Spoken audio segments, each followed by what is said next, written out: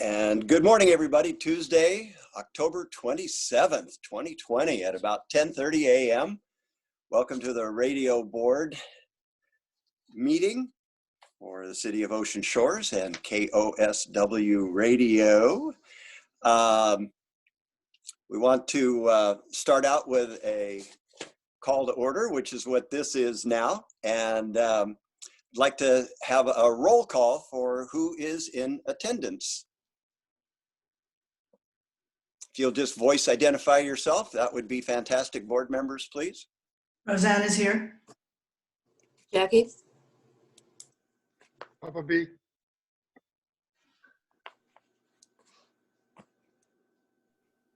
I see Michael, but your screen's muted, or your voice is, microphone's muted. There we go. I'm here. Good morning. All right. Morning. I believe I did circulate a note that Daryl will be absent today,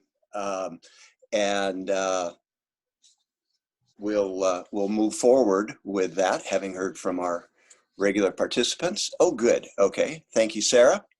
So we've got our roll call out of the way.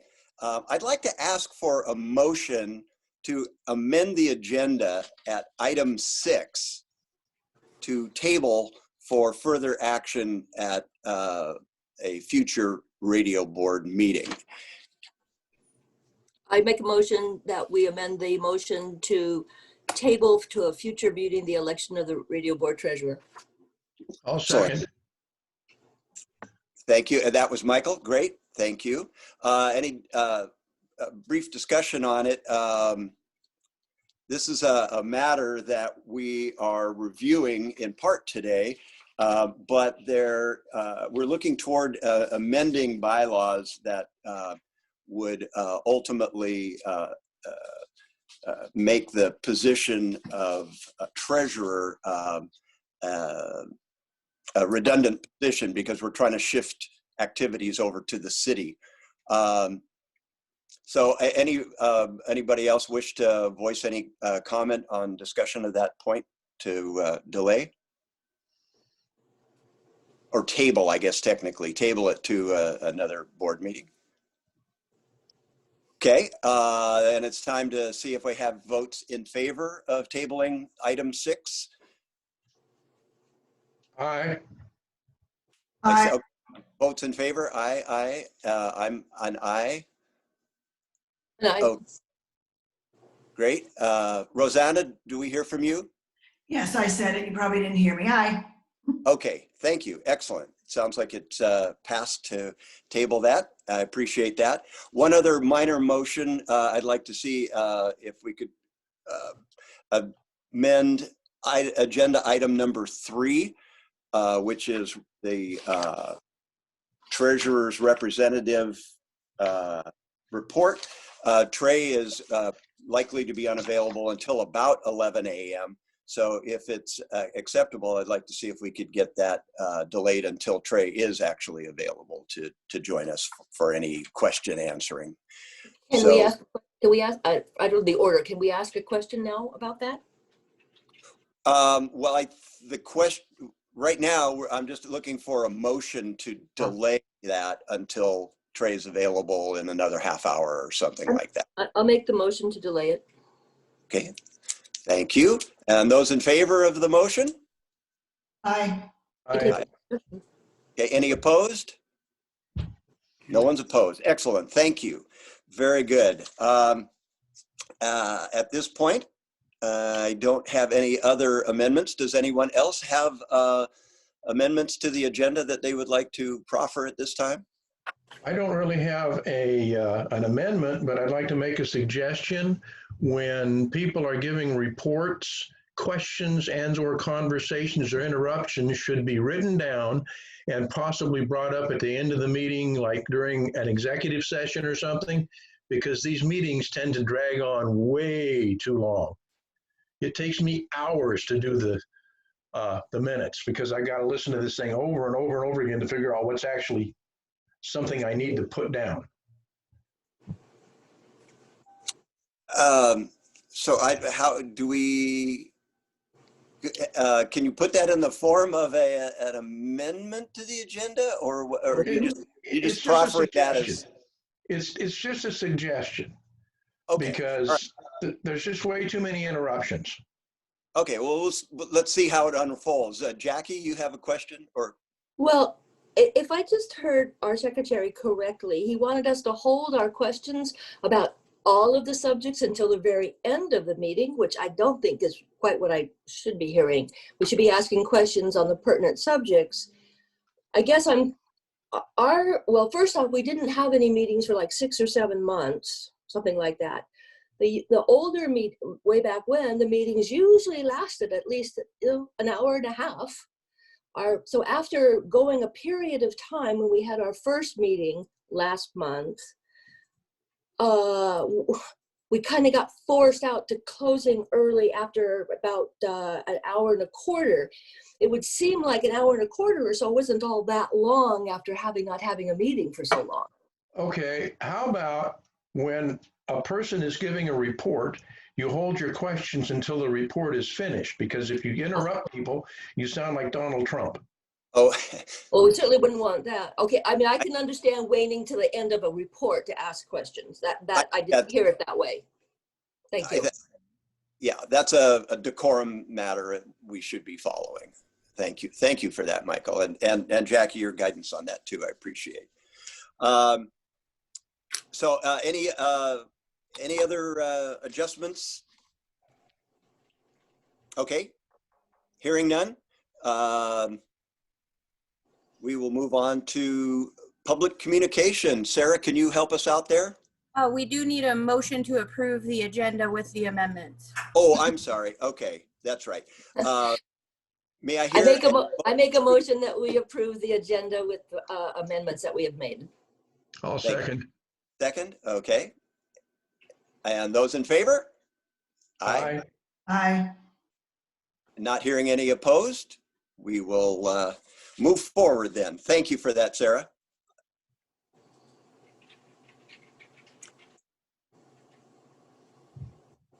And then I have received no written public comments. We do have one citizen present, and that is Don Williams. Don, do you have a public comment? Nothing today, thank you. And that concludes public comment. Okay. I will just mention that Gina had texted me a couple of days ago about attending the meeting, or at least information about the meeting. Sarah, did you have any further communication with her? I did not. Okay. All right. Well, I had provided her with a copy of this agenda and the contact information for joining the Zoom call. So absent her involvement, we'll just move forward then. Thank you. And thank you, Don.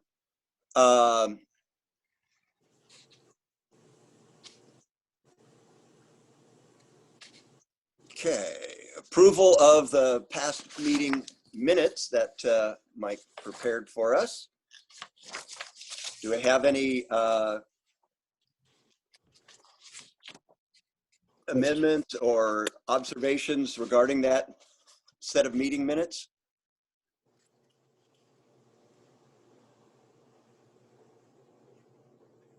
Okay. So could I hear a motion to approve the radio board meeting minutes from the September 22nd, 2020 Zoom meeting? I'd like to make a motion that we approve the minutes from the September 22nd, 2020 meeting as written. Does the secretary do that? Sorry, Jackie? No, I was just muttering to myself. I'm sorry. Okay. All right. And may I hear a round of acceptance or rejection of the meeting minutes? A quick vote? Aye. Aye. Aye. Okay. Hearing no objections, we will move forward on the approval of those. On the chairman's report, I've got a couple of things. I want to just start out. This is just kind of for the general good of everybody on the board and everyone who's on the call. I just wanted to make note that the Grays Harbor County is continuing free COVID-19 testing. They're going to have 4 days at the Olympic Stadium East parking lot, and then 5 days at the Grays Harbor County Fairgrounds parking lot in Elma. So I'm sure you could go online and find the specifics. I've got them here, and if you had any particular questions about that process or anything, feel free to contact me offline. Let's see, another item I have is regarding the fundraising here at the station. I've informed Rosanna that if she feels safe in reactivating her involvement in fundraising with sponsors here in the city and just touching bases with past fundraising fund contributors, as long as she feels comfortable and safe in her own distancing and other virus concerns, I suggest that she go ahead and rekindle her relationships with these folks and also seek new contributors. So I just wanted to bring that out and make mention of that. And then also, one thing I want to update everybody on is I've been in contact with Keitha Owens over at the Ocean Shores Public Library. And Keitha is very interested in a program that I kind of floated to her about having what used to be called Storybook for the Blind, but reading of texts, books on the radio station at various times. We would have a set program that every night at X hour, they're going to read X number of chapters from a book, or perhaps an entire book at one time.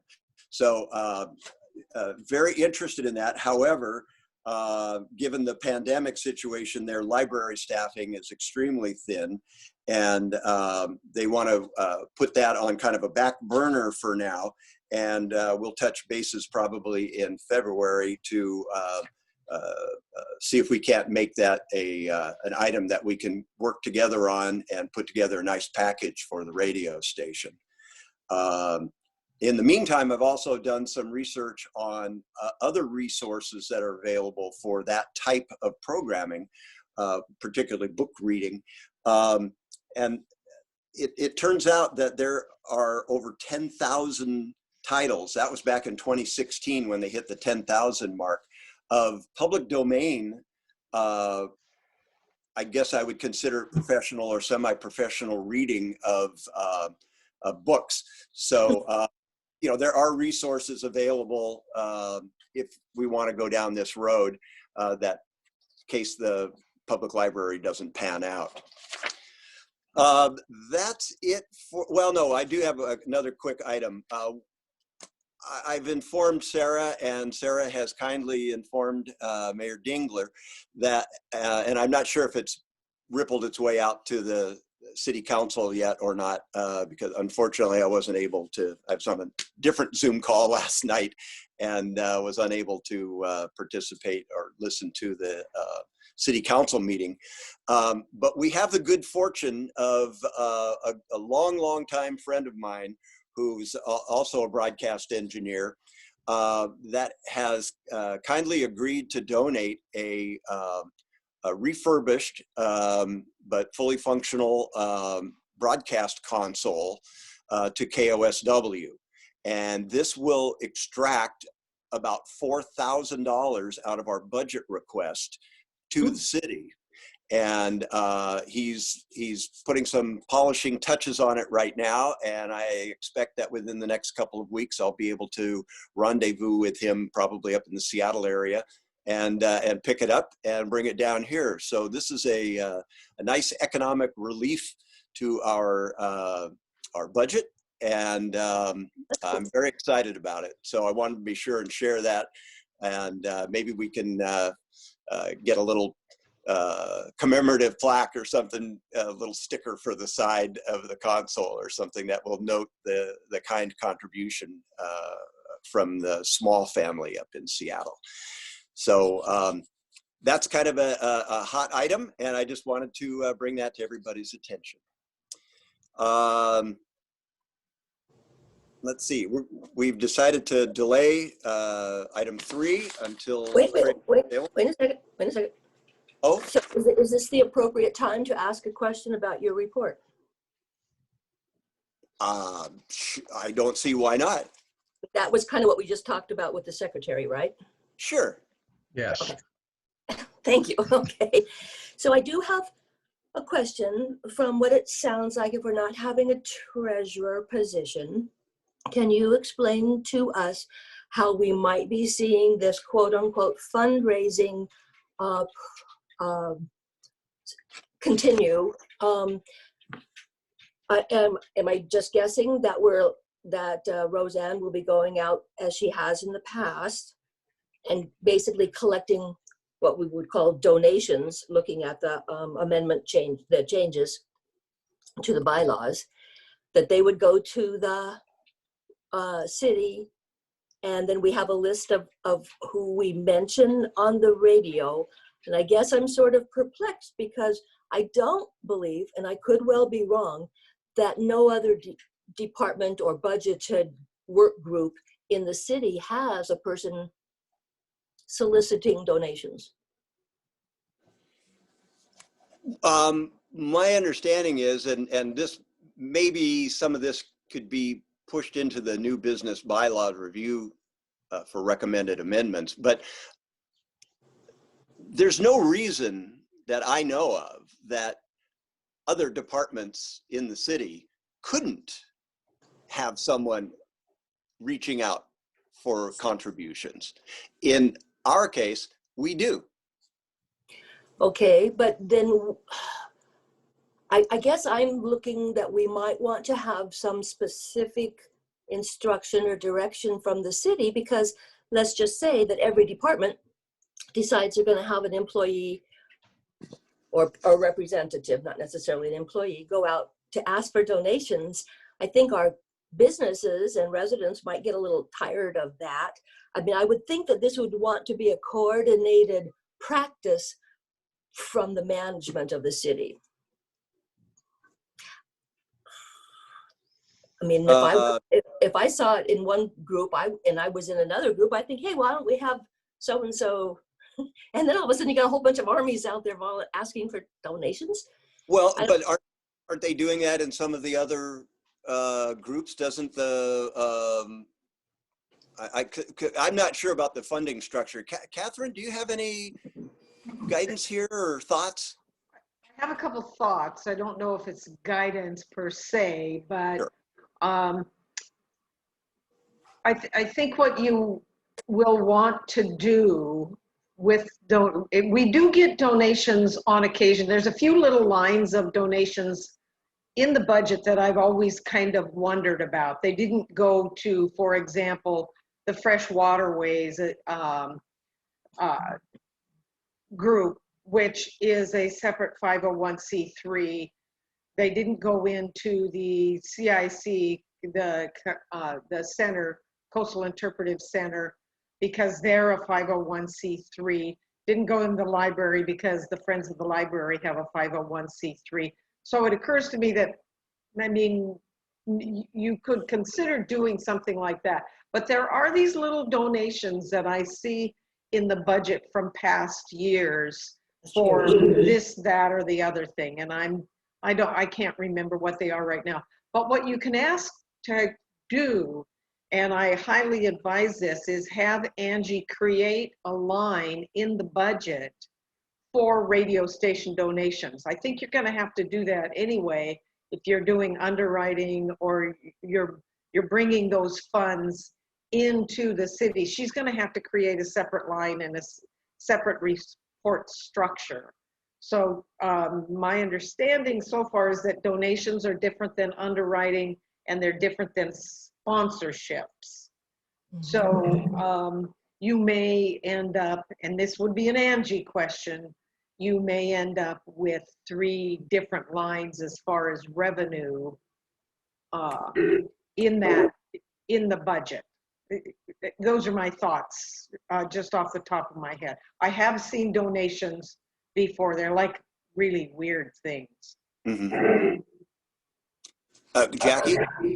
So in the past, if you look at the legislative page of the budget, of the proposed budget, and in prior budgets, in the past, there was a line that was made for radio station donations or something like that, which I don't know technically if that is different from underwriting.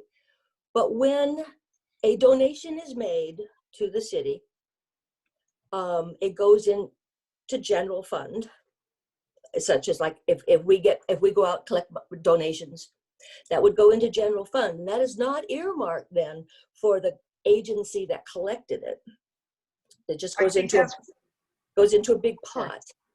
When when the 501(c)(3)s, such as the library board and whoever else collects, park board's a good example, when they collect money because of the 501(c)(3), and then they make a donation to the city, it's called a donation, but it's worked out as it's a special type of a transaction where it goes for a specific purpose without trying to get into the weeds too much. But a general donation, such as what I'm hearing us describing, would not be tied to the radio station operations. I think Well, I think you need to talk to Angie about that. I think there's a way to do it. Okay. And there may even be a line for the radio board donations now, Okay. Well, so that it would earmark for the radio board for whatever you might need extra. I understand. Michael, do you have a question?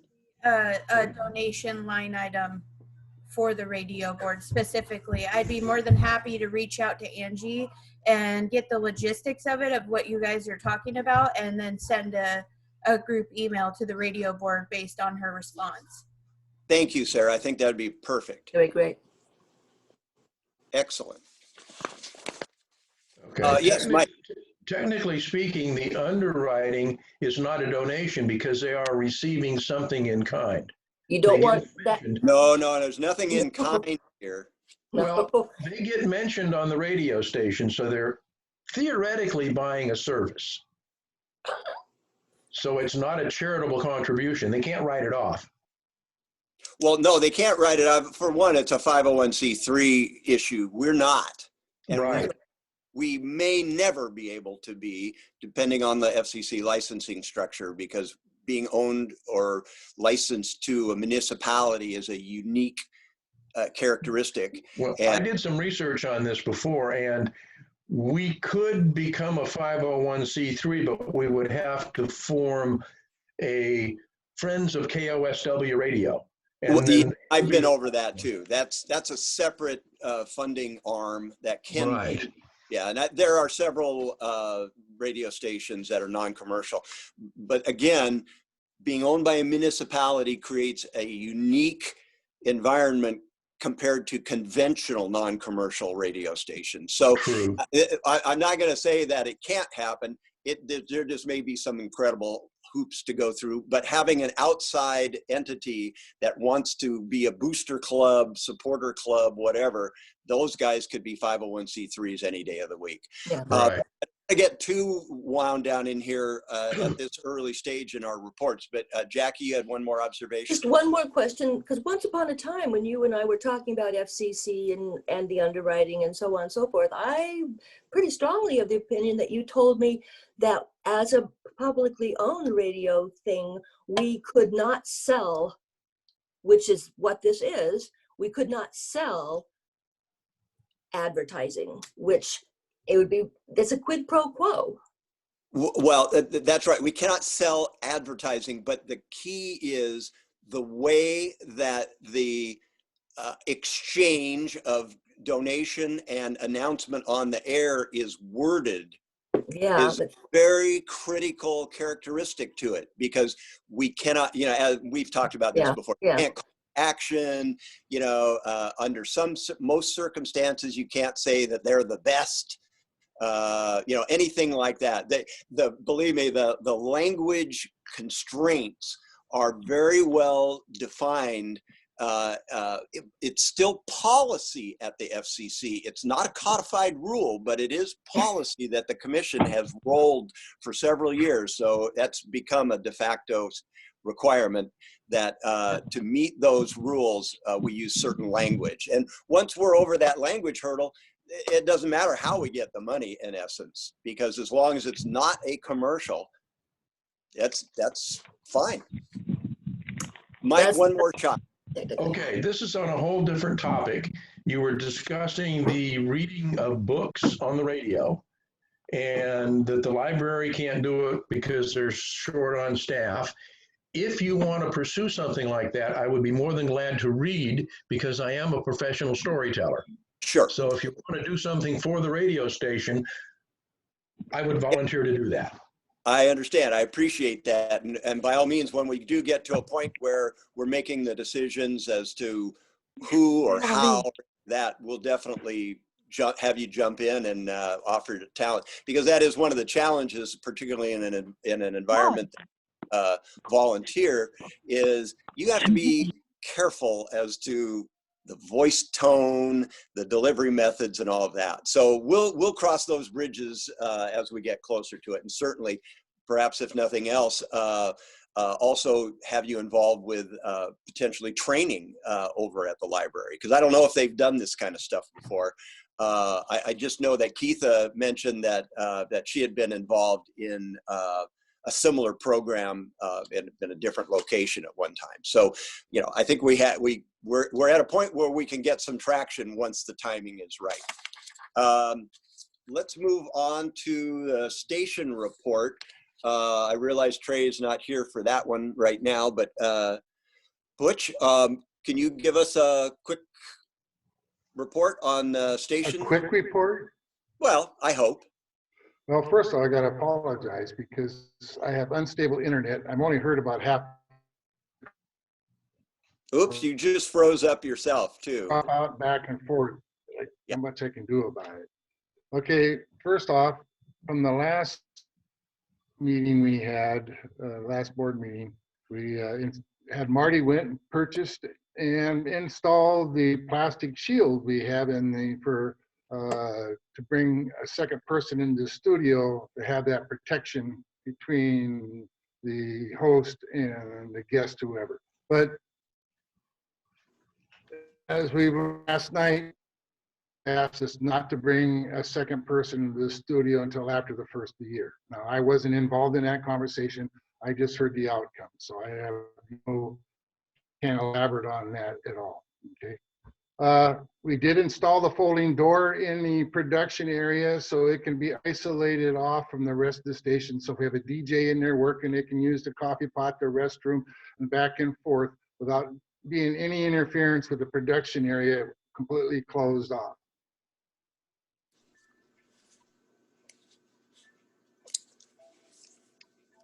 We are wireless now. Oops, Butch, you've frozen up, gone away.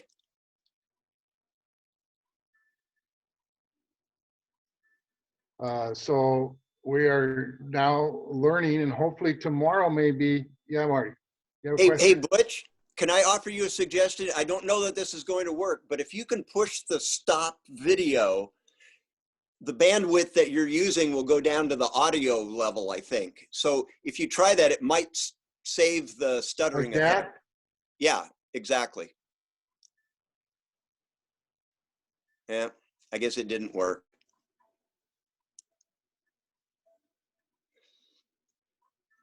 Well, I don't hear you. Man, that's too bad. I know we've run into these challenges before with connectivity. Well, you're there, Butch, but you can go ahead and turn your video back on. It doesn't seem to impact your availability via voice.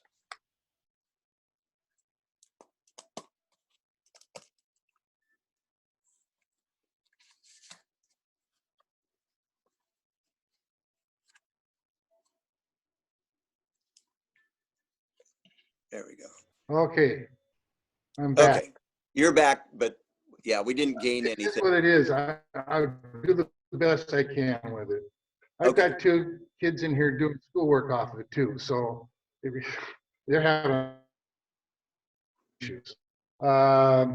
We added the second line to the studio phone line, and tomorrow that's how we found out about the mayor and what her suggestion was. Because I had Tommy call the mayor and ask her, okay, we got 2 phone lines now, but to get them on together, like if a caller calls in to ask a question, we'll have to put the mayor on hold, answer the phone call, and then put conference call to get them on together. She's okay with that, and we're going to try it out tomorrow, I think. Tommy, that we're going to have questions asked, so we know when callers can call in, and then so the mayor will be knowing when we're going. Well, anyway, we're going to try it out tomorrow, see how it works out. Okay, it'll probably be a When you little rough call- around the edges, but the positive intention is there. Show, and it's from 11 at night to 2 o'clock in the morning. So we have 3 nights a week. We do have a I don't know, night owl type show. So if anybody wants, good. Mario is doing the Northwest Phenomenon. I don't know if you caught that on Sunday nights, and we put it again on Wednesday nights. It's a paranormal type show. Very well done. We also are now introducing what we call KOSW Comedy Hour, and that's on Saturday mornings from 11 to noon. And we have every Saturday be a different bunch of comedy skits or songs or something. Anyway, we're going to try that out, see how that works. So far, okay. This Smooth Beach Jazz show, that I think it's 4 o'clock.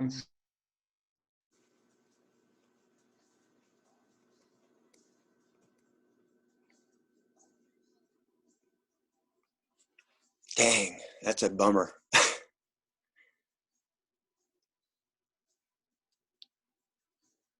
A study session or something like that well, interrupt it, but it gives the DJs a chance to come on and do something different in a second show or third show, whatever. We are currently looking for more quality podcasts, interesting ones that we can play with no royalties attached to them, but they have to be of certain quality before we'll put them on. So anyway, that's what we're looking at. We're trying to fill in some of those areas that got robot playing playlists, so we can put something of some value, really value in there. So anyway, that's all I got. Questions? I don't see no hands up. What's going on here? You always have questions. I was going to ask real quick, how's the feedback been? I mean, it's difficult, I have to say, Butch, that the staggered audio and video is kind of frustrating for everybody. But how's the feedback been, through Facebook and calls to the station and all of that, for, where we've kind of motion the operation and on-air characteristic of listeners' comments? How's that been going? Very well, actually. We've only received 1 negative comment here lately. The guy didn't like today's country music. Oops. That's what he was complaining about. Boy, Said, a dagger in your heart. oldies. Yeah, I want more oldies. Other than that, we've had very pleasant, just yesterday I looked on Facebook. I love the music, and we were talking about what Ed was playing yesterday. We've had more compliments probably since it started. That our streaming listeners have really increased.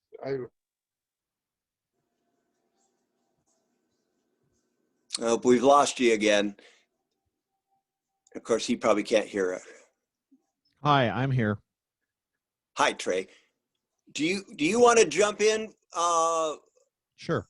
We don't know how soon Butch is going to recover the connection. It's been very staggered. And so, yeah, if you don't mind jumping in and maybe making a couple of comments and then giving your feedback, that'd be awesome. Just basically what Butch had said. We've gotten a lot of positive comments. In fact, one person really, really liked Roseanne's classical music that she played last Monday. I just don't think that, I'm trying to think, probably over the past, I don't know, 4 or 5 months, we've maybe gotten 2 negative comments. Great. Well, I certainly think that it's reflective of the positive direction that you brought. Oh, there he is. Okay. Well, Trey started to fill in. Did I miss anything? Yeah. Trey Oh, has you're gone again. some blanks for us. So, well, go ahead, Trey. Butch is frozen up again. Well,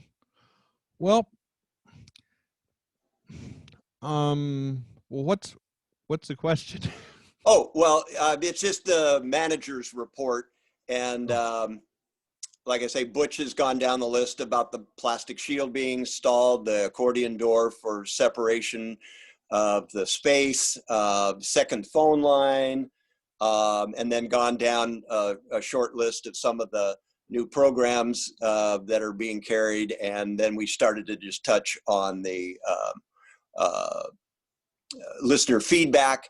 And also one thing that Butch had mentioned was, the mayor's directives to not have 2 persons in the studio until further review sometime after the first of the year.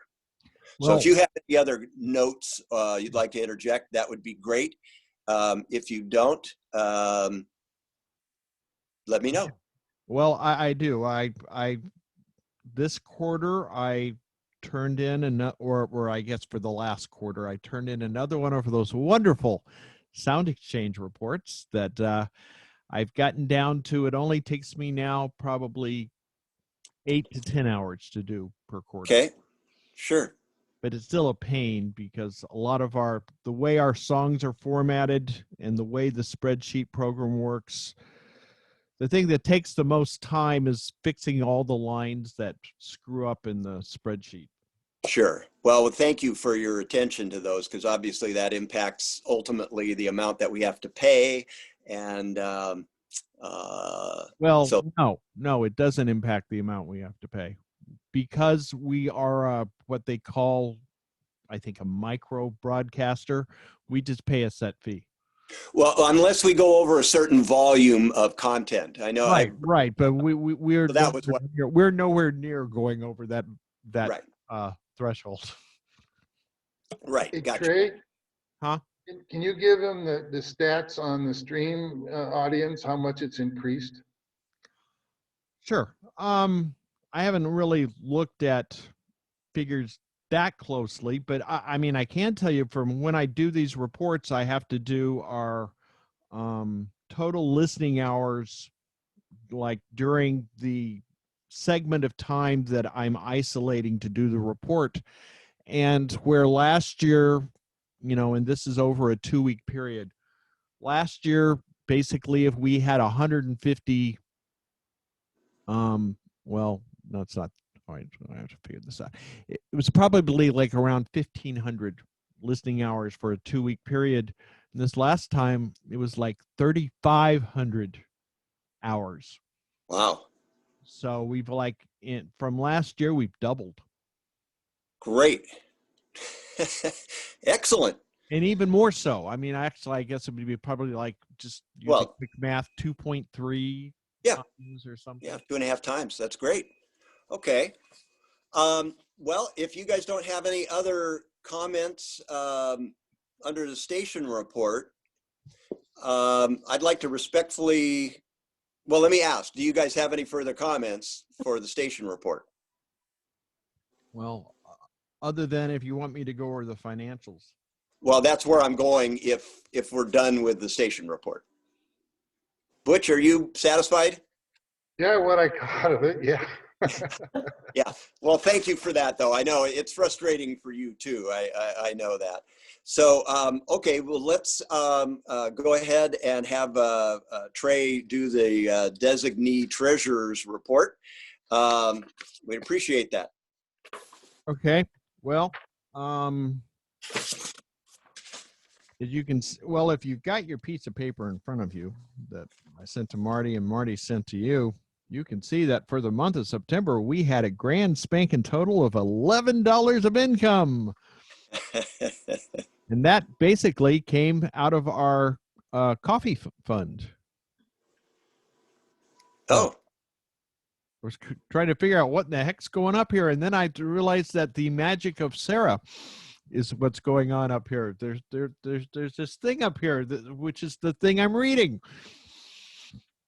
Anyway, that just basically came from our coffee fund.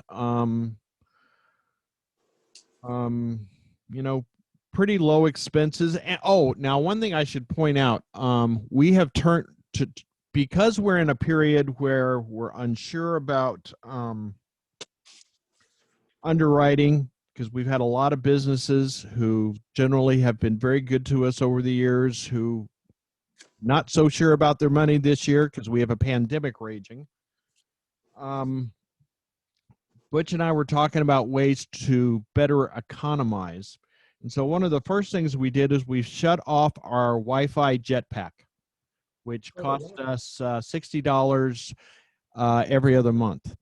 And the reason we shut that off is that Tom is broadcasting the city council meetings from home and using the router from his own internet to provide the internet feed. And basically the jetpack was used when we broadcast city council meetings from the convention center, and most importantly during the fall and winter for football and basketball games. Well, there are no football and basketball games, and city council meetings are happening over Zoom.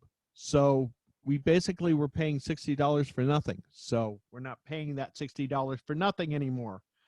And then by Friday, I'm going to shut off our cell phone. So that will save us $50 a month. great. So we're trying to pare down things. The other thing we need to talk about, sometimes we've been ordering things through Amazon ourselves, and we need to have a conversation, I guess, with Jenny Belcher as to whether we should just shift to have them, anytime we have an Amazon purchase, if we should just send it to the city. If we do that, I had signed the station up for Prime, Amazon Prime, because we were doing so many purchases from Amazon and then, having to wait sometimes a week or two. With Prime, you get it a lot quicker and you get it next day. So if we're going to have the city doing that predominantly, then we can get rid of that ongoing expense. And so then our only main ongoing expense would be, our internet. But that, I mean, if you got rid of the Prime, the cell phone, and the jetpack, just on a monthly basis, that would be saving $94 a month. Great. I guess the rest would be if anybody has any questions looking at this document. I mean, I think it's pretty self-explanatory. We're carrying $147 in PayPal. I could easily have that transferred to our checking account, but every now and then we run into something where somebody wants us to pay, but they don't want to use debit credit, and they would prefer that we use PayPal. So it's one of the reasons why I've just kept the money in there. So if we have like an expense that we need to meet that's $147 or less, we could just pay it directly out of the PayPal account. Got a little correction on when our petty cash is not $280, it's $4. Since No, that was where? Ending. you got petty cash. No, that's ending as of September 31st. Yeah, I know. I just want to let them know there's only $4 in there now. Well, right. But you see, Also, if you look, Butch, if you look lower, it says current unofficial account balances as of 10/22. Now, of course, this is not 10/22, but this so Sarah could get this out in the packet. It shows only 58.69 in petty cash, and now we're down to $4 in bills. But now there's like $3 or $4 in change, so we have like $7 to $8. but also they got to realize we don't have any sports income coming in either. We used to sell underwriting or sponsorships for our sports packages. Don't have that anymore. Oh. What's that?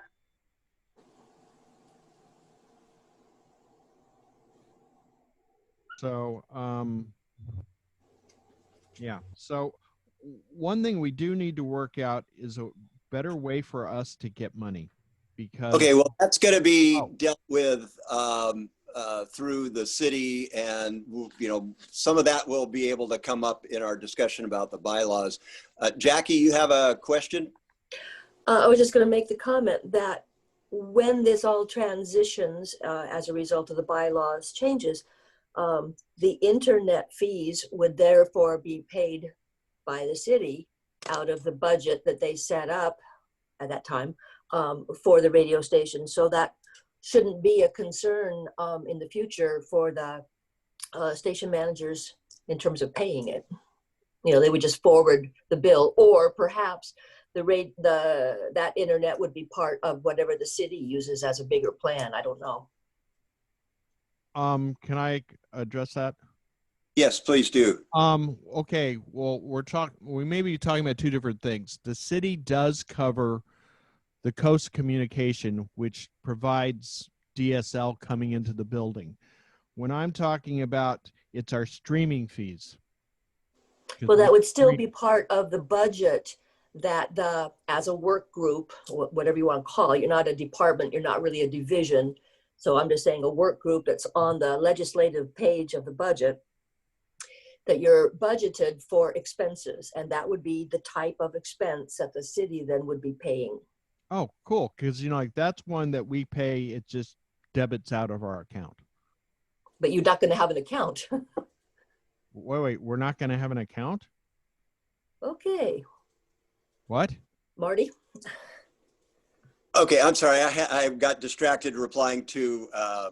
It appears that Trey has not noticed or been aware of the proposed bylaw change in section J, which kind of changes the existence of a checking account.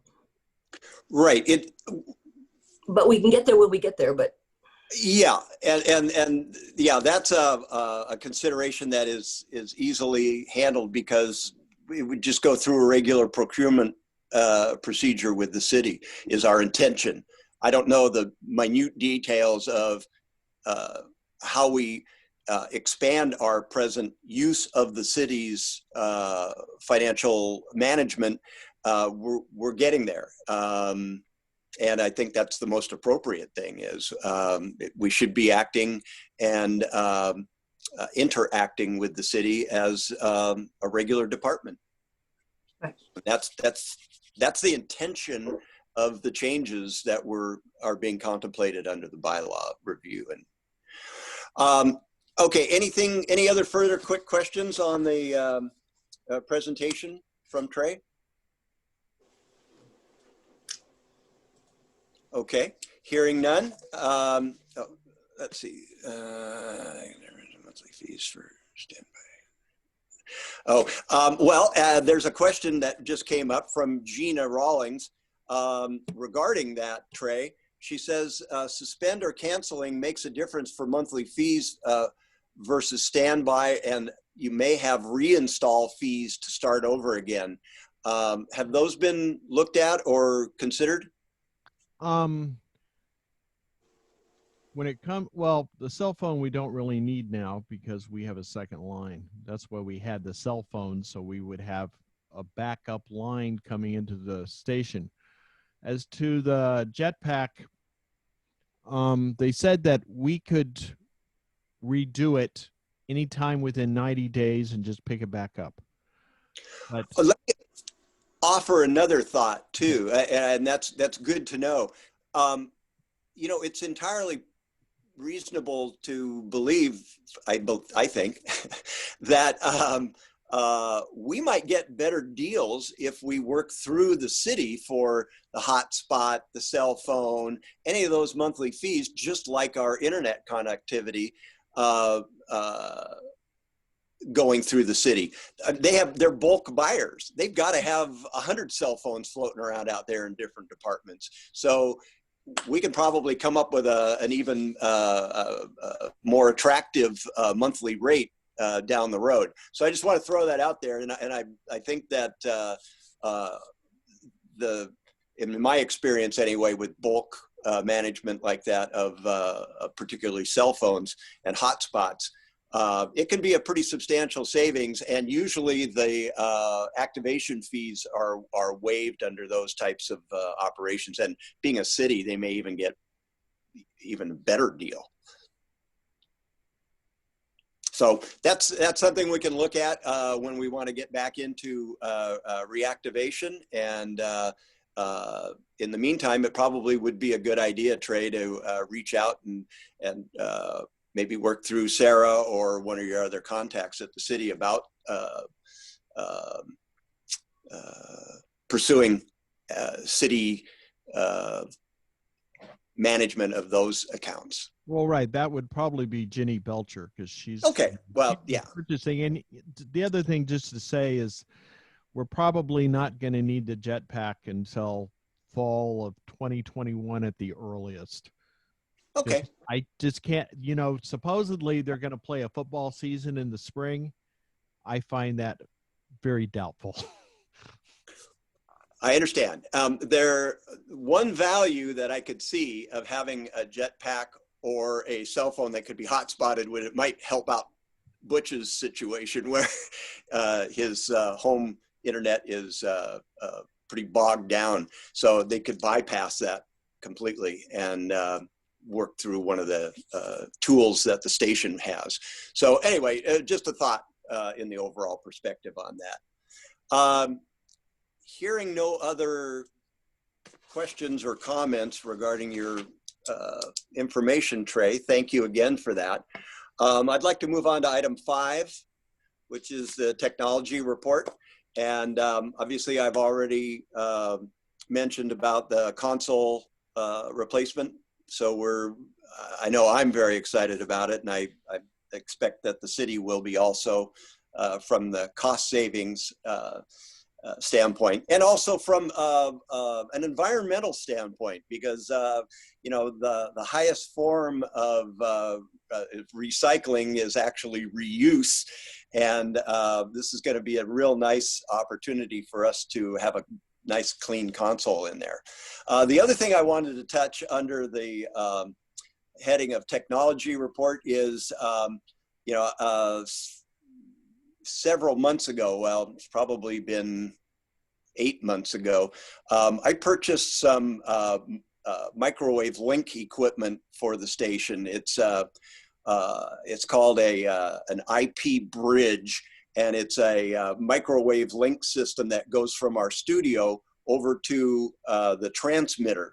And that's to replace the wire cord that we had running across the driveway, out the wall, across the driveway, up a set of guy wires, hanging over and connected over to the building to provide the signal path between the studio and the transmitter.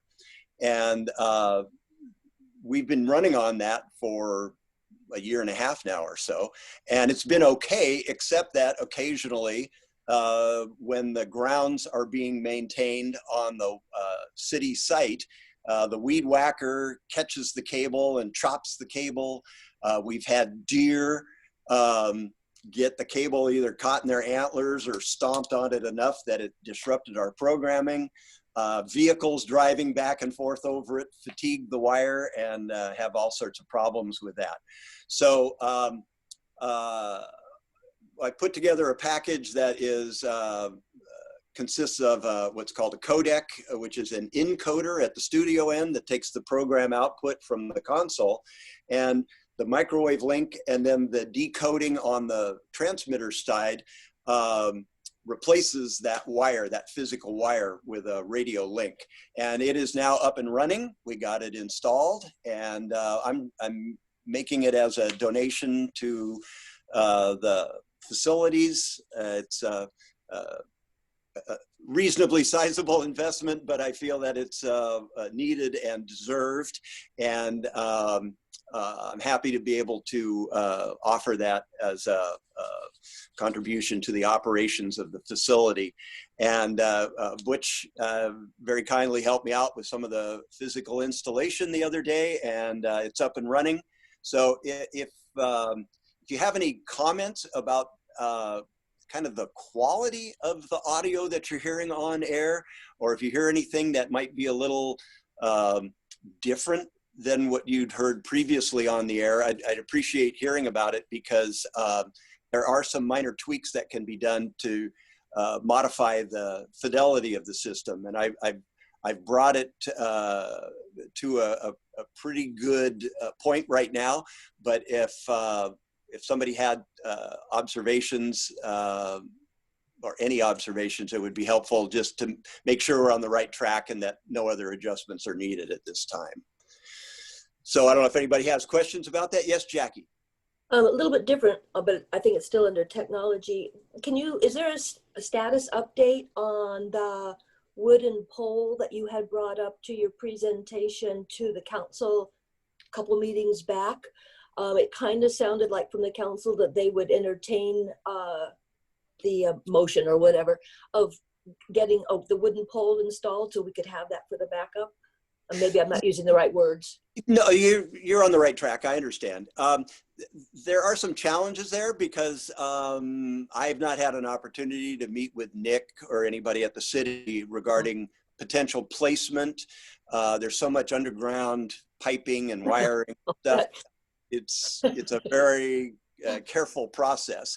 I don't know how that is being formulated at the city, if there's anybody that's actually taken a hold of that. I was approached, I think it was about a week and a half ago, by John Martin regarding an ask that the city is contemplating to the state to help underwrite the replacement of the tower. And I've got some legwork to do. I've been distracted by a bunch of other projects and some work-related things. But I'm going to reach out to the police chief and the fire chief to get their backing, if you will, to give the city some more ammunition to approach the state about funding the necessities of a replacement tower. Yeah. This seems like the replacement tower, because of all the other economic stuff right now, is probably going to be possibly low. But it just seemed like getting, and I don't know all the hassles of putting in the wooden pole that you had described in your presentation, but it just seemed like that would be a really good thing to do for a relatively low price in the meantime. I don't disagree. I don't know. Maybe I'm not sure what needs to happen to get it off where we are. Just put a work order in and see what they say. Okay, so it sounds like we're still kind of on hold on that. That's all I was just wondering. Yeah, I don't have any guidance on that at this point. So, okay. Actually, Gina must be, I don't see her on the participants count. Maybe she's on another screen over here. Oh yes, she's phoned in. That's terrific. Okay, I was wondering how she was listening because I'm getting texts from her asking and commenting on a few things. So she mentions that there's some clarity problems in reception over on Marine View Drive and the North Jetty Loop. And I can comment real quick on that. some of that is because of the weather changing, and I've noticed that the 91.1 station over at Westport is booming in over here these days. So because of their frequency proximity to us, it does create additional challenges in reception, unrelated to the changes that I made. Those are problems that, at this point, we don't have a lot of alternatives unless we actually pursued changing the frequency of the station, which is a possibility, but I won't go into depth on that at this point. Okay. All right. We have tabled item 6 under old business. Marty, Yes, Marty, I'm sorry. I just wanted to say thank you for the microwave. It's awesome. Oh, you're entirely welcome. I'm always thrilled that we can make leaps and bounds to overcome technical challenges here with kind of applying the correct ointment to the need, if you will. And I'm glad it's working out. This is a big step, and it's a very positive one for the station. So that's cool. Thank you for that acknowledgement. Okay, new business, bylaws review committee recommendations. Sarah, would you mind kind of walking us through some of the points there? I'd like to keep this condensed. We're right at 1 hour into the program right now. And I think from my perspective, I think what we should be doing is, rather than looking at doing a wholesale bulk rewrite of the bylaws, that we should be certainly looking at it overall, but we have a couple of very specific items that will help move forward the path towards resolving our treasurer situation. So could you focus on those particular items, and then if we want to just acknowledge the other ones, perhaps we can have some discussion and take some action on the critical ones. Okay, so just the financials then? That section, is that what you're looking for? I think so. I mean, that's the most critical, I think, anyway, toward the resolution of our treasurer matters. And just as a little backstory, I would just share that there have been some concerns raised about liability of our treasurer and insurance, things like that, bonding, that we may have a much easier workaround that would allow us to, in essence, eliminate the position of treasurer and just be done with that completely. So yeah, those are the particular areas that I can think of, Sarah. Okay, just give me 1 second. That the PDF stopped working. I apologize. So as most people know, we did meet together. Gosh, I don't even know when. It was back in March, I think. Right. Yeah. And of course, so everybody made notes and everybody had suggestions on different things. And of course, I am cognizant of the fact that I was very, very new and just trying to get established with the radio board. So they allowed us to join this bylaws meeting. And so after that meeting, we created this document that you saw in your packet that showed the original sections of interest to that committee that was formed that they wanted to be changed, and there's an original and amended. The big topic of right now is, I may have passed it, did I pass it? It would be Article It was 4, Section J. Yeah, J. I apologize. Funneling through this. There. So a big topic, and even bigger topic when the position for treasurer was opened, is where does the city currently stand versus where the board stands. And there was, in my opinion, a lot of responsibilities for the radio board and various boards when these are volunteer positions. And in a lot of the bylaw sections, it did state, you know, the city will do this and the city will do that. And it just kind of seemed to all fall on the board instead of the city. And so we just evolved off of that. And after talking to that committee and Jackie and Marty, because Jackie was looking at possibly being the treasurer, we just kind of updated that. So as you can see, the original amendment was the radio board treasurer designee will be responsible for written recording of all financial transactions approved by the board, as well as funds received consistent with city financial auditing and accountability standards required by statute.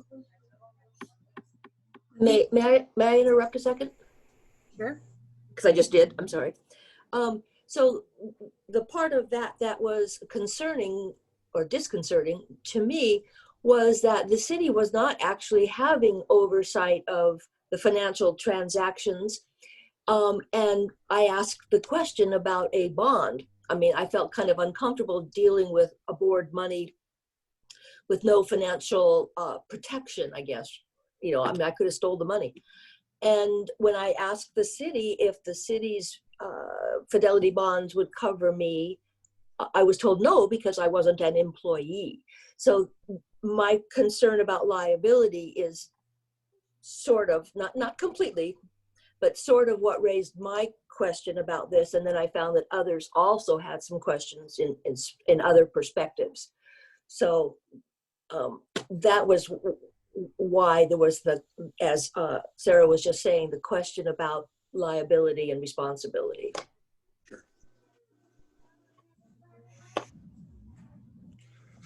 Well, in reading this section J as amended, it doesn't appear to actually contemplate eliminating the board treasurer position. It just modifies the duties to eliminate the handling of funds.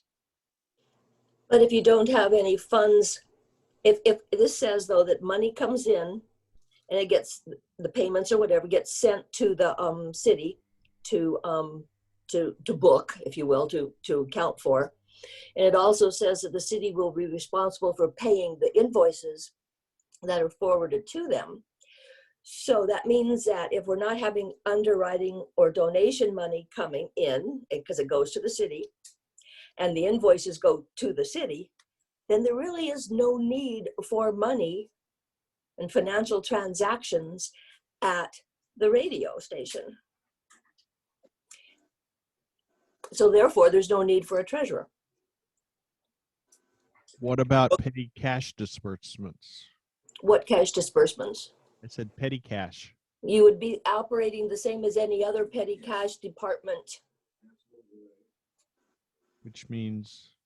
It would go through the city. You'd have to request. Yeah. And although I don't see, Jackie, on this, on the amended section that Sarah had up and we have on our document here, it doesn't say anything about the station receiving the funds. It says that the treasurer will direct vendors and donators. It says the city will be responsible for the funds received. Oh, I'm looking at the first sentence. Okay. The treasurer, it directs vendors or donators to send payments to the city. Right. That means that the treasurer, we're not actually receiving any funds at the station. On the underwriting donation form or whatever that Roseanne may use, it would just simply say, rather than here's $5 towards the station, it would say, send your $5 to this location. To the city. So the station never actually has any income that we have to physically handle. The treasurer just directs that this is going to always go direct to the city. Yeah, that would be in your contract or whatever your form is that you would give if you're still doing the underwriting collection. So Right. in other words, any monies that are paid or would go, that had been going to the station would go directly to the city. Right. And if an invoice doesn't have the city's address on it for being mailed, it comes, say the invoice comes to the radio station. Mhm. The radio person, the station manager would probably look at it and say, yeah, that's good. And then send it on to accounting. Looks like Butch has an opinion. Yeah, I lived in this is my territory. I mean, as director of operations school district, I lived under these rules. There is no petty cash. You either run Some off departments purchase do. order. No, there is no petty cash. Some You have a departments have had petty cash. There is no petty cash. You have accounts where you go, where you pick up stuff. We need, Butch, pause for 1 second. I want to hear what Jackie has to say because the interruption. yeah, Okay. In some departments yeah, I'm back. of some organizations, they may have a petty cash fund that is administered by, say, their admin assistant for specific quickie type purchases. But that petty cash is always accounted for. There's all the transactions listed and so on. Now, I don't know if that's in any of our city here, if any of our departments have petty cash funds. But some organizations do, but they are covered by very strict accounting processes. I don't know what your school district did, Butch. Oops, he's Go ahead, Butch. I'm frustrated, yeah, because I lived under this. I know how it works. So do I. Okay, You either have procurement cards or you have purchase those work. orders or There are a variety of ways that those kinds of for 18 purchases. years. There are, Our supplies, everything we needed. I know. What do you mean it's different? It's still state owned. It's a government entity. That's how they work. There are numerous ways of doing those types of quick purchases. Procurement cards is the easiest, I think, and most accountable. But it still takes the place of what you're calling petty cash. Well, yeah, I'm just saying you don't have cash on hand. Everything's done either through a procurement card or purchase orders and accounts. It can be. Yeah, you can do it that way too. Yeah, well, I'm we sure argue that there are some protocols within the city, the departments on how they handle that. I think the root vision here is to eliminate petty cash. And if there's no way to eliminate it, for whatever reason, all we have to do is follow a strict accountability structure for it, and it's handled. I mean, that our intention though is to eliminate having petty cash. No need for it. When you order your coffee, you order 5 pounds of it through the city, and the city says go over to the store and buy it, and here's our account, and it goes onto a city account or whatever it is. Coffee guns, can't they? So I think that our position, when I took everything that everyone had said to me and I discussed that with the mayor and Angie, was to treat the radio board as it is a department. So it would be set up in the system to where everything, when council member Sprigg gets their monthly summaries, all of your guys' transactions would funnel through that. You would see the expenses, you would see the revenues, all invoices, requests for purchase would come through my office as a city clerk, because I am the liaison for the city to the boards and committees. I would then code, sign, send all the things that need to be done in the city, but everything would funnel through me, and everything for the radio board would then look like another department. That is what the goal of amending that section of the bylaws would be. Right, and departments don't have treasurers.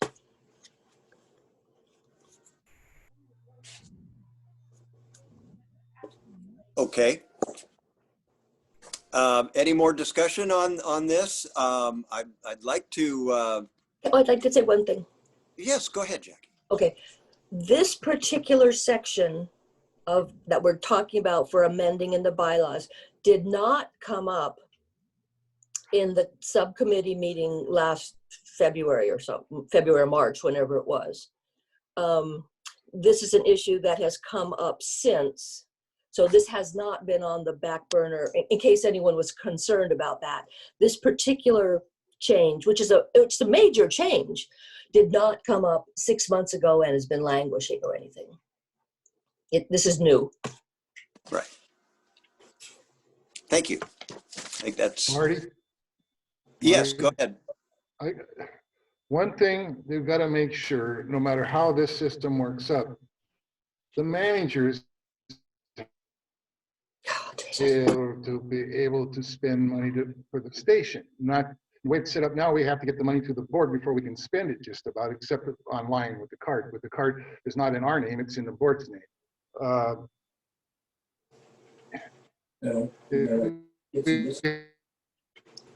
it'd be nice to be able to hear him. A lot of that stuff we can do if we have an account somewhere. And this goes on account, they bill the city, comes out of our budget. What's wrong, Jackie? It's not how it's gonna work. What do you mean it don't work? I did it for 18 years. Well, again, let's, You're gonna have to, we'll find out what the purchasing and financial policies are from the city. Right. And I'm certain that we can work within their procedures as all of the other departments do. I think, Butch, like to ease your mind, and I totally appreciate like when the station needs something specifically and needs to go get it, but we also have those same needs and issues in our respective departments, and we're able to make those, just as Trey spoke about the Amazon. There, in my opinion, would be no need for the board to have an Amazon Prime because the city already has an Amazon account, and it's set up in a way that we can just put the bar number in to the purchase and boom, it's off and running. There's no coding, there's no nothing, and the same thing. So I completely appreciate and understand, and I apologize because I don't know what you did for 18 years because you kept breaking up. But where we're at is this is a volunteer board. And I think that a lot of the response, you have a job to make sure the station is running efficiently and the citizens are getting the best. All of these little fundamental things should be the city's responsibility. And that is the goal of not taking away the treasurer's position or making it harder for yourself or Trey on purchasers or anything, because I assure you the city can purchase things very quickly.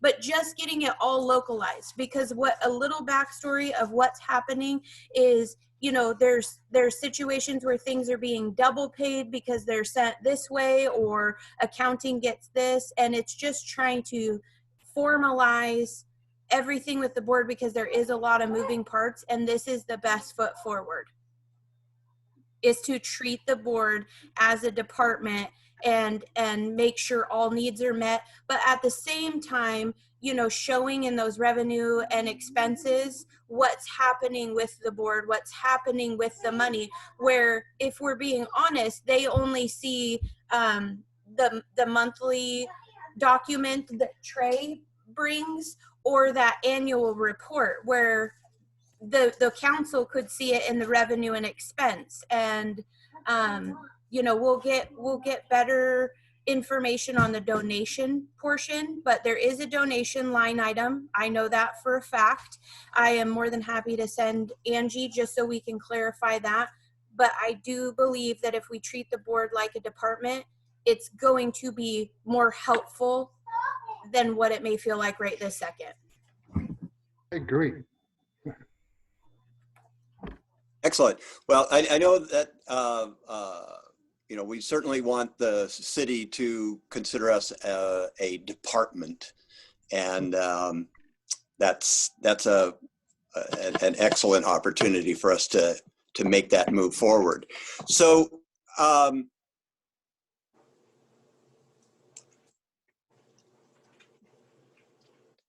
guess I think what I would like to do is, are we comfortable in moving on taking an action on this? I have a question. Yes, Jackie.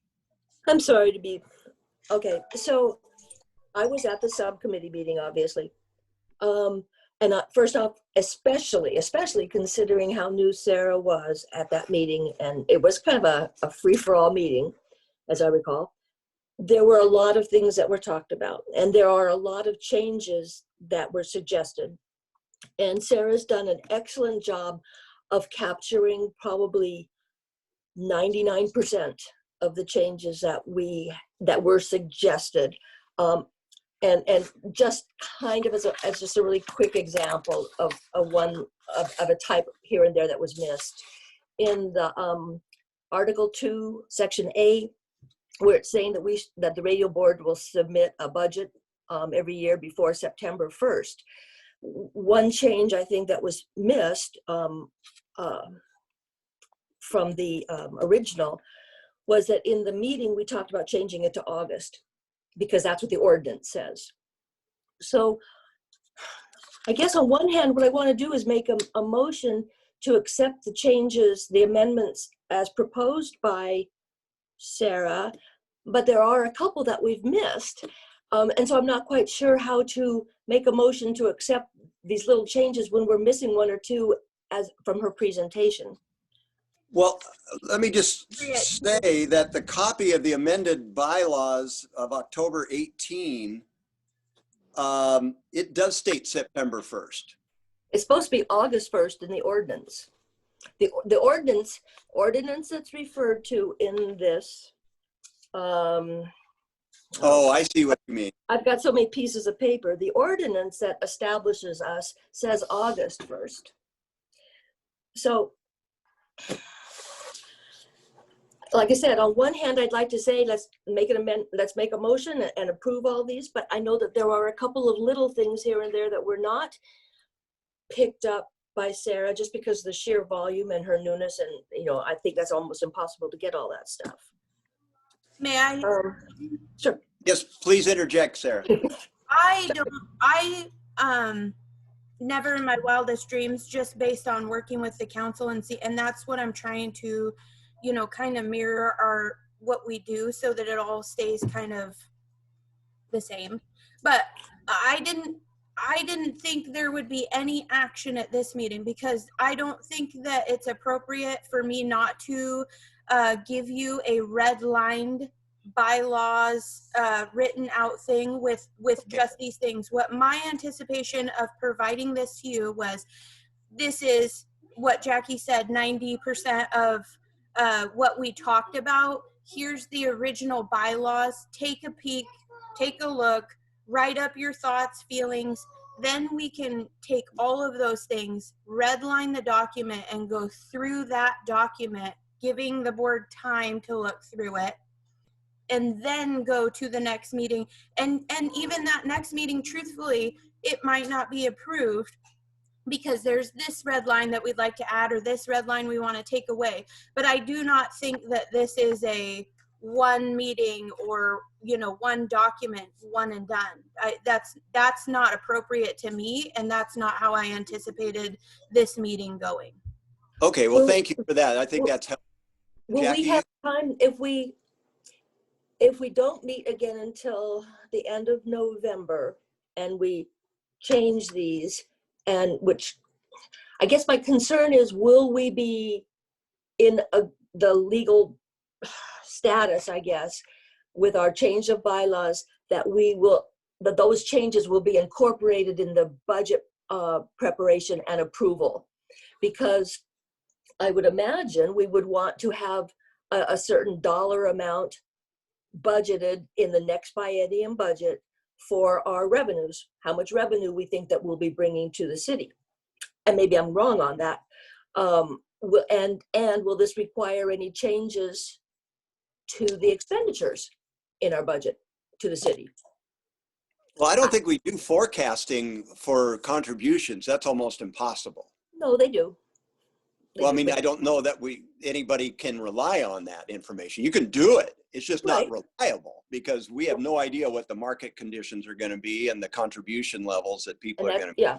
So So- my question is, and Sarah, I totally agree with what you were saying. I appreciate that big time. But by doing it, because we're so close to the end of the year, will we still be okay in terms of timing? I believe so, because what I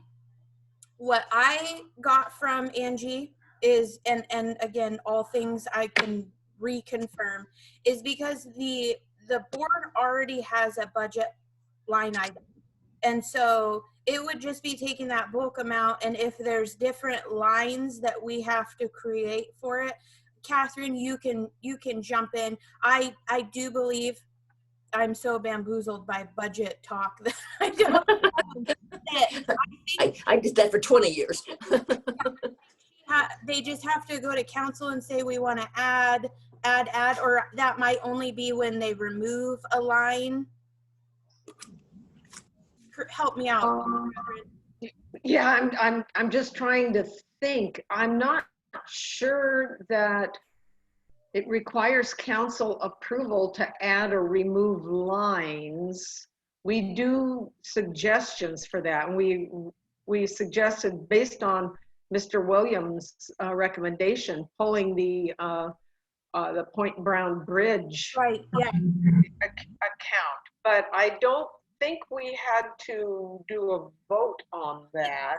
Well, I think it's a placeholder, and Jackie, to respond to yours, I think if we have the placeholder, Right. you guys would be okay. Yeah, because And that's what Angie is planning. right. I guess Okay.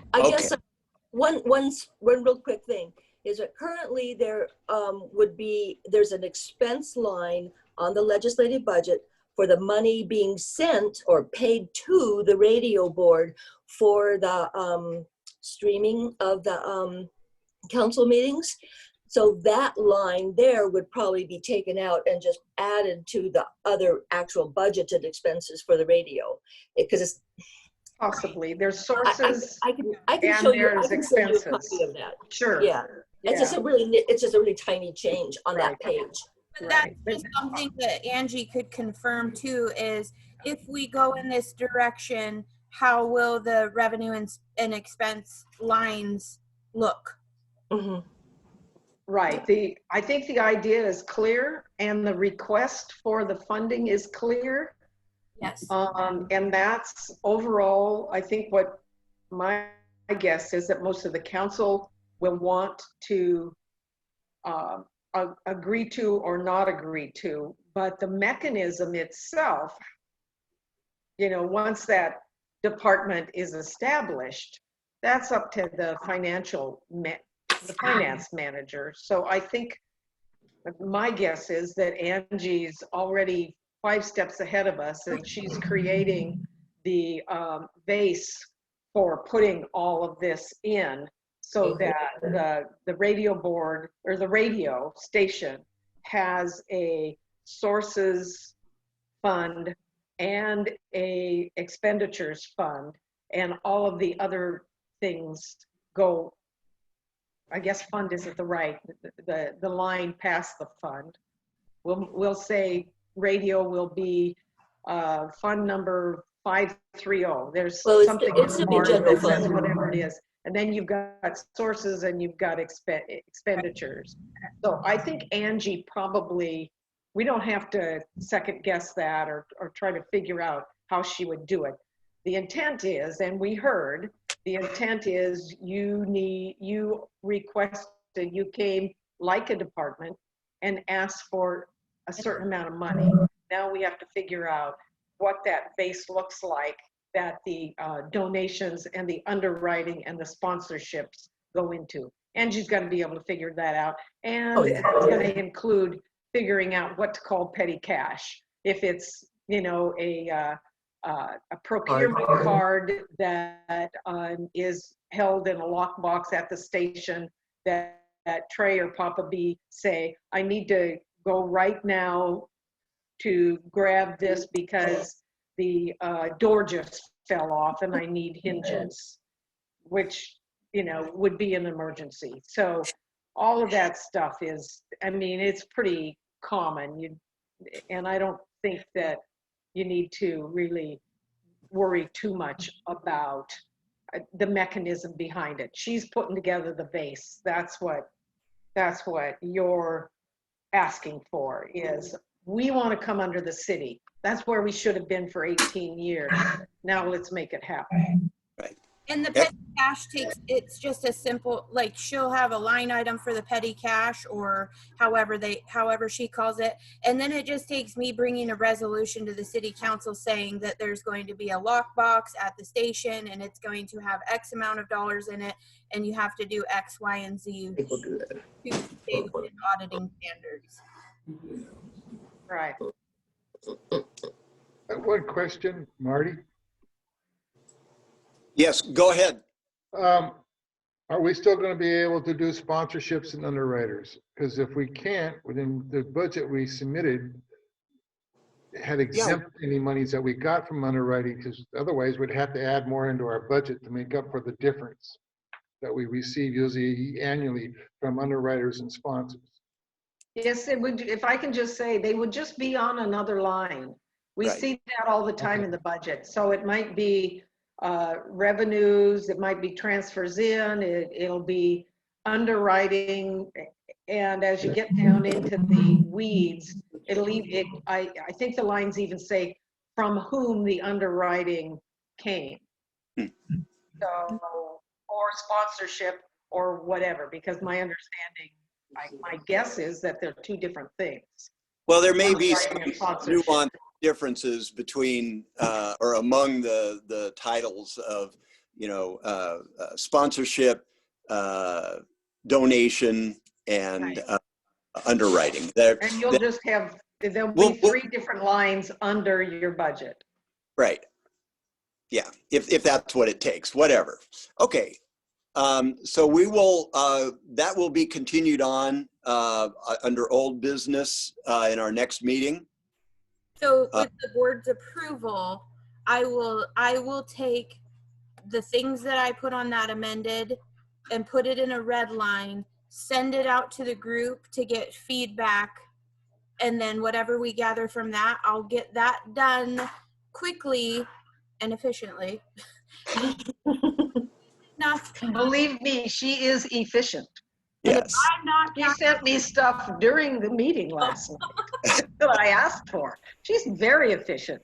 Fantastic. And I thank you all the time for it, Sarah. Yeah. Well, We all appreciate that, Sarah. but in that way, if I get it to you, you know, early next week, you'll have a lot of time to mull over that prior to the next meeting. And then of course, I would put it in the next meeting's agenda and we can just, you know, maybe make that the only thing we talk about. And then just go through it, you know, piece by piece.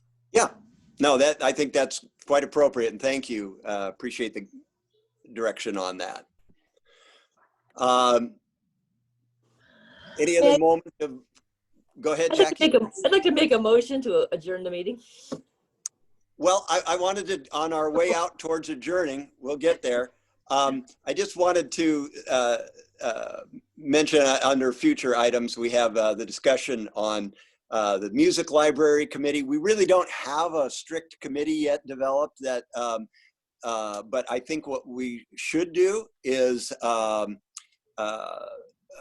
ask for volunteers from the board and with some guidance from Trey and or Butch regarding reviewing our music library for appropriate language and content of some of our music. Not that we have any problems with it, but that we're trying to be more sensitive to the content of what it is we're airing. And there are some songs that have what may be considered by the community or us as relative representatives of some of the community's feelings is inappropriate terminology or vocabulary or particular lyrics that might be considered offensive by today's standards. So I just wanted to make a notation that I would like to see creation of that kind of a committee, and we can undertake that, I believe, at our move that up for our next meeting. And then likewise, the volunteer handbook, as was the way we have reviewed the bylaws, it's appropriate to do a current cycle review and offer updates for the volunteer handbook. I'm sure there are some sections in it that you know, at least some of us would feel would be appropriate to do some updating to. Did anybody have any quick questions about that? Concerns? Quit. Okay, that's good. Oh, I can't tell if you're stifling a yawn or muzzling yourself there, Jackie, but thank you. So with that, I will entertain, the chair will entertain a motion to I made the adjourn. motion. Okay, Second. do I hear a second to that motion to adjourn? Second. Okay, we've got second, and thank you all for your participation. So moved. The meeting will be adjourned. We didn't vote. I suppose we could vote on it. That's true. You don't have to vote on it.